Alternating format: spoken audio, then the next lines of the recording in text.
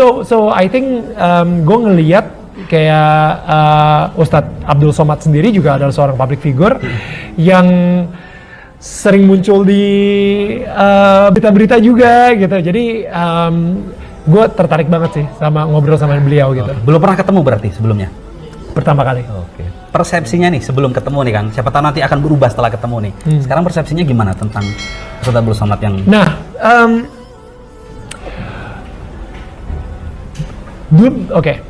Beberapa mungkin setahun yang lalu atau 2 tahun yang lalu banyak ya berita-berita heboh tentang beliau ya, dan itu kontroversial sifatnya. Dan jujur kalau dari gue bukan orang yang pembaca berita. Yes, gue orang media, tapi gue jarang banget ngebuka media, gitu kan.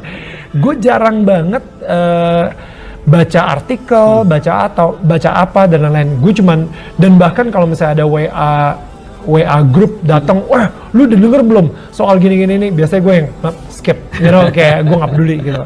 Nah, tapi selentingan tuh pasti ada tentang beliau sempat ngomongin 2 hal lah ya, mungkin yang menyebabkan beliau sendiri juga tidak diterima masuk di Singapura misalnya seperti itu. Nah, tapi untuk pas di gara-gara Singapura kemarin itu, nggak tahu kenapa kayak di hati gue mikir gue harus interview Ustadz nih, gue harus interview Ustadz Abdul Somad. Dan di situ gue mulai dengerin dakwahnya, gue dengerin khotbahnya. Riset dulu berarti ya? Riset. Dan gue suka. Gue suka sama cara beliau ngelucu. Prinsipalitisnya, prinsip-prinsip lah ya, prinsip-prinsip yang mengenai ketuhanan gitu ya, itu secara mayoritas gue setuju juga gitu. Spiritualitinya gue setuju juga gitu. Jadi ketika gue ngeliat gitu, wah ya udah, gue pengen deh ngobrol lebih banyak lagi sama beliau. Pengen apa ya? Pengen tahu aja dari sebenarnya saya selalu apa ya? Saya pengen tahu kisah hidup beliau itu seperti apa. Dan itulah kenapa di Daniel Tetangga Kamu ini, gue nggak akan nanya tentang hukum ini gimana, hukum itu gimana, gue nggak akan nanya gitu. Tapi gue pengen nanya dia sebagai seorang manusia. Pribadi beliau. Betul. Memanusiakan manusia gitu. Gue pengen tahu aja kayak masa kecilnya seperti apa sih.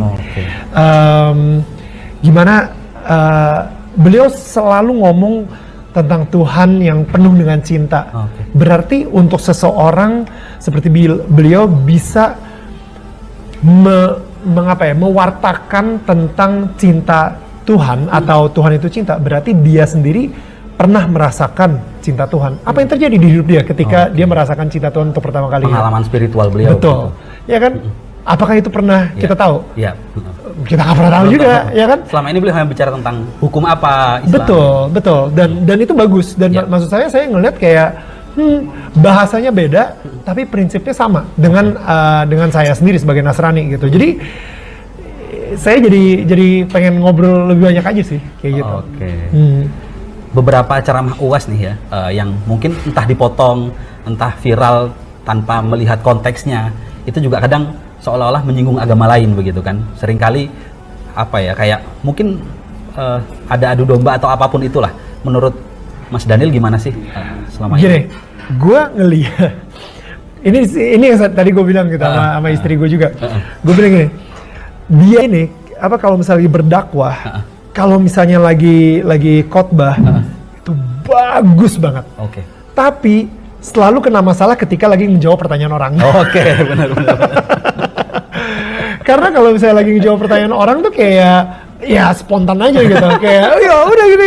Dan nggak bisa dikontrol apa pertanyaannya ya? Exactly, ya kan nggak bisa dikontrol. Jadi kadang-kadang menurut gue ya emang pertanyaan itu emang harus hati-hati banget sih kita jawabnya gimana gitu. Apalagi untuk saya sendiri sebagai public figure, saya sering banget berhadapan dengan wartawan. Kadang-kadang nanya pertanyaan udah sebenarnya untuk headline-nya dia Oke, gitu. dan jadi blunder juga buat yang jawab. Betul, betul. Makanya jadi kadang-kadang tuh emang di zaman sosial media ini emang harus hati-hati banget sih. Jadi again, saya nggak percaya 100% sama media. Oke. Itu dia kenapa saya percaya banget kok kalau misalnya UAS ini orang yang baik. Oke. Dan saya percaya banget kita hidup di Indonesia, kita bertetangga dan kita bisa ngobrol apa adanya, saling menghormati walaupun kita tidak setuju sama beberapa hal atau kita mempunyai keyakinan berbeda gitu. Tapi ya nggak ada salahnya kok kita ngopi bareng sambil ngobrol gitu kan.